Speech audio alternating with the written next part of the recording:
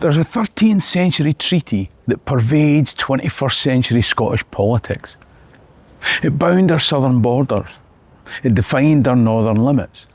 It enabled the United Kingdom, and most folks in Scotland don't even know it. It's just one of several ways that Scotland was made in York. If you're interested in the people, places and events in Scottish history, then click the subscribe button at the bottom right of the screen. And if you enjoyed this video, then give it a thumbs up, share it, and watch the next one. In the meantime, let me tell you a story. This video is not about politics, but it does illustrate the impact of a 13th century treaty on politics today. Now, this is the first time I've visited York. My granny came north from here, married a Black Watch soldier, and gave me that English bit of DNA. Now, even without that link, this is an historic and beautiful town that I should have visited before. But when I realised just how much of Scotland's story was written here in York, I couldn't leave it any longer. So I'm making a series of 4 videos about the impact of York on our story. In the 11th century, Malcolm Canmore was King of Scots. Now, if you've watched this channel before, that's old news. As is his marriage to the Saxon princess Margaret and the importance of that relationship in this island's story. I made videos about it. What I haven't banged on about is Malcolm's relationship to Siward, Earl of Northumbria. Some say they were family. I do know that Siward was the guy who came north with Malcolm to overthrow Macbeth. And when Siward died, Malcolm felt that he had rights to Northumbria. The repeated raids south are how Malcolm ended up being killed in Northumbria. I made a video about that. Malcolm's daughter, Edith, married Henry I of England. I made a video about that. Our brother, David I, became Henry's right-hand man and brought Anglo-Norman knights to Scotland. I made a video about that. When Henry died, David invaded England to protect his niece, as he'd promised Henry he'd do. I made a video about that as well. David took possession of Northumbria and Cumbria and Westmoreland. I made videos about these events too. His grandson, Malcolm IV, had those northern English counties taken back by Henry II of England. You know what I'm going to say. David's other grandson, William the Lion, tried to get Northumbria back, which led to English occupation and the humiliating Treaty of Falaise. It was this video. David's son, Alexander II, got into bed with the English barons when they rebelled against England's evil King John, which is why Alexander was a signatory to the Magna Carta. And yes, I made a video about that too. Look, I've got coffee shops to visit and historic sites to see, so I'll leave a playlist with all these videos at the end so that you can get the backstory. The fact that I've made so many videos about this time period tells you how important it was in the development of Scotland and our relationship with our friends in the south.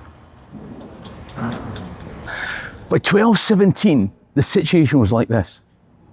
Alexander II was King of Scots. When his great-granddad David I was king, Scotland's control and influence reached as far south as the English River Tees. This wasn't just raiding, it was governance. Castles were held, justice administered, homage exchanged. Why wouldn't you expect that Canmore Scotland to permanently dominate and control Northern England? The Canmore kings certainly saw it that way. So did some Northern English nobles though.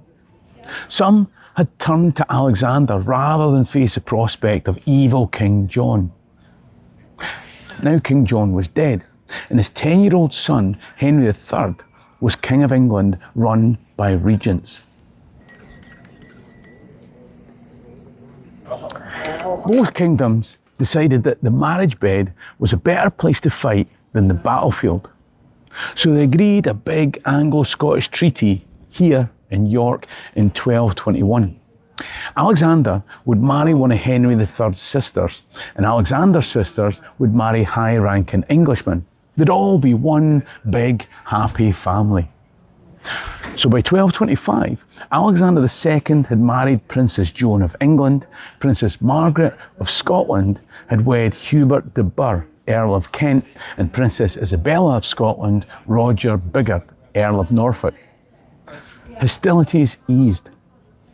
The 1220s and early 1230s saw peace, stability, and calm with England.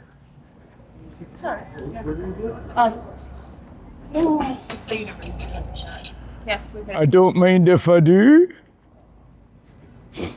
A calm southern border meant Alexander would deal with trouble brewing in Murray, Galloway, Ross-shire and Argyll, regions on the edge of Scotland that were autonomous, semi-autonomous, and at times outright rebellious.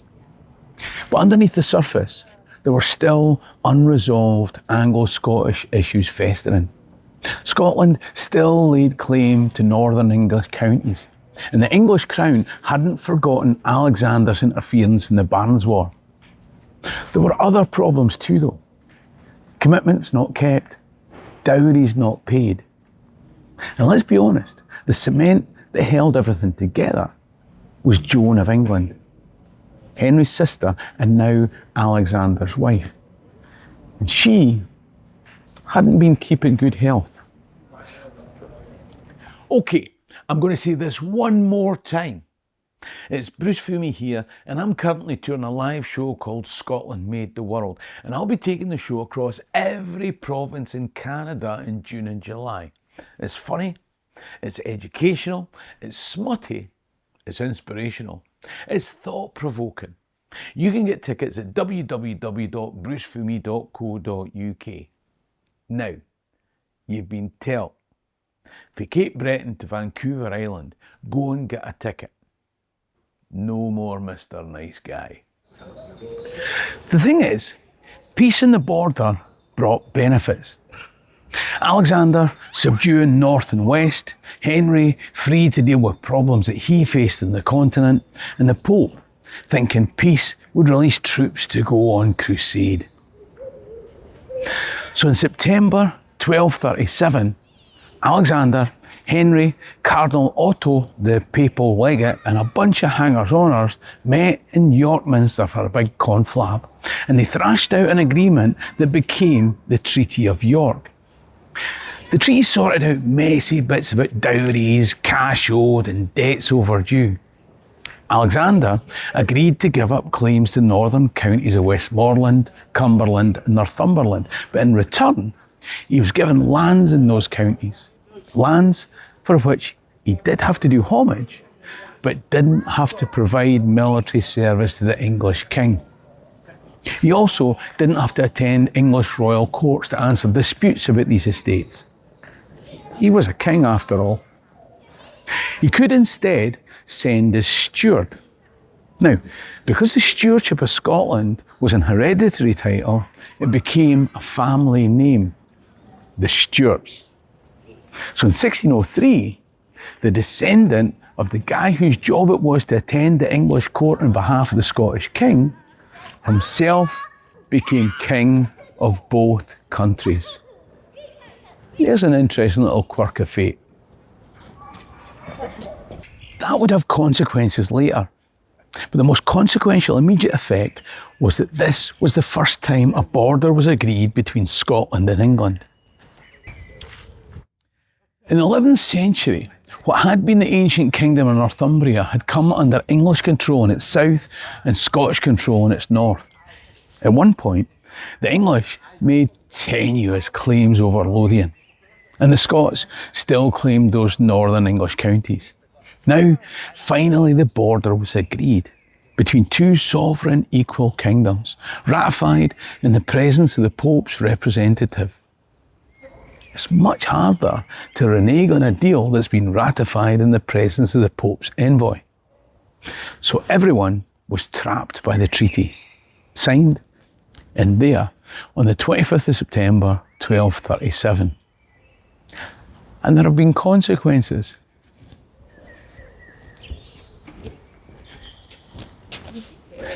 how was Scotland trapped by that treaty?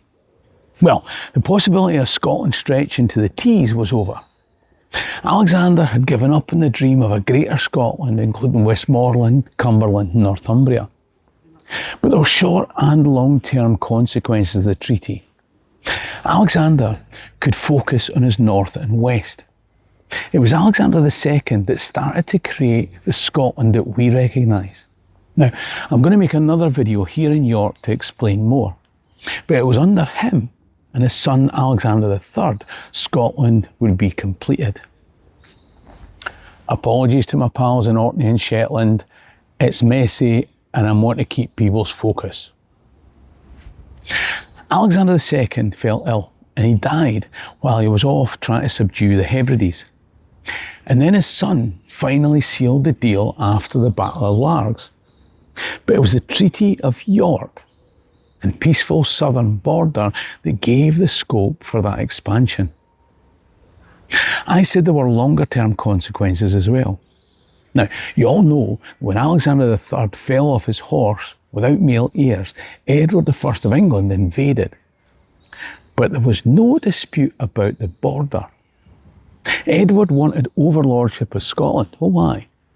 But he never questioned what Scotland was. The wars of independence were about sovereignty, but they weren't about geography. When that War of Independence was over, the York Treaty became a trap for Robert the Bruce. By that time, Bruce had won Bannockburn.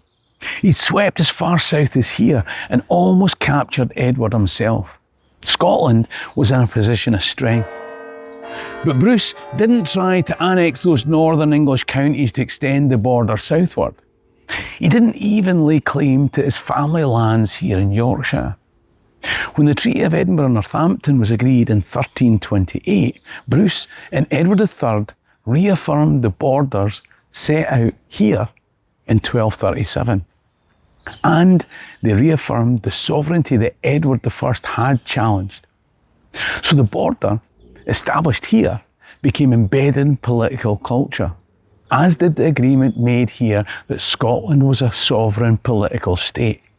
This had profound consequences come 1707.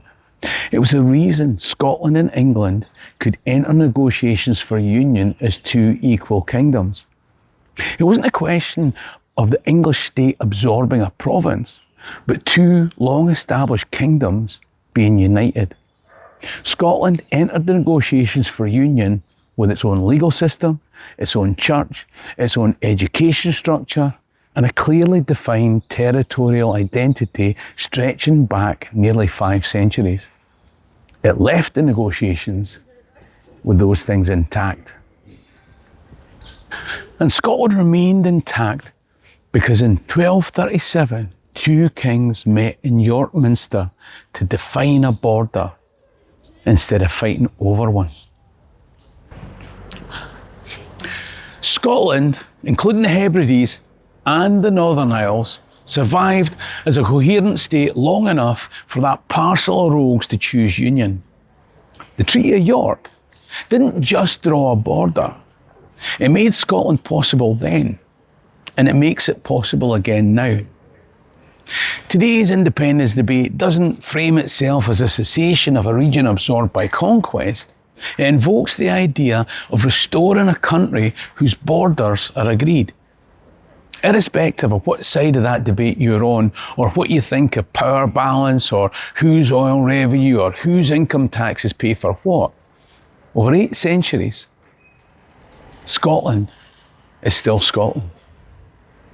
Now, I typed those words on the 15th of February 2026, the day after I'd spent a wonderful afternoon out with my daughter at Murrayfield, watching Scotland hammer England in the Calcutta Cup yet again. During the game, as Scotland dominated what on paper was probably a better English team, coming north expecting an easy win, several times the 60,000 crowd swelled with the sound of our unofficial national anthem, recalling the flower of Scotland who put their lives on the line at Bannockburn. As the crowd sang in unison that we can still rise and once more be the nation that stood against proud Edward's army, I knew that not everyone in the crowd meant it.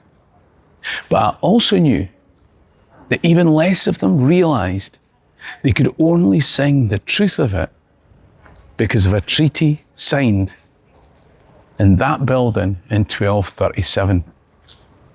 As I said at the start, this video is not about politics, but it is an observation of how politics right up until this day is affected by a 13th century treaty signed here in my granny's city of York. I'm making several videos of how York made Scotland. I've also put the videos of events leading up to this treaty in a playlist that will come up on screen now. If you've enjoyed this video, then like it, share it, and watch the next one. Support the channel by clicking top right to become a Patreon member or buy me a coffee in the description below. In the meantime, ha mé an dóchas go mé lam alive. Sherry and Rast.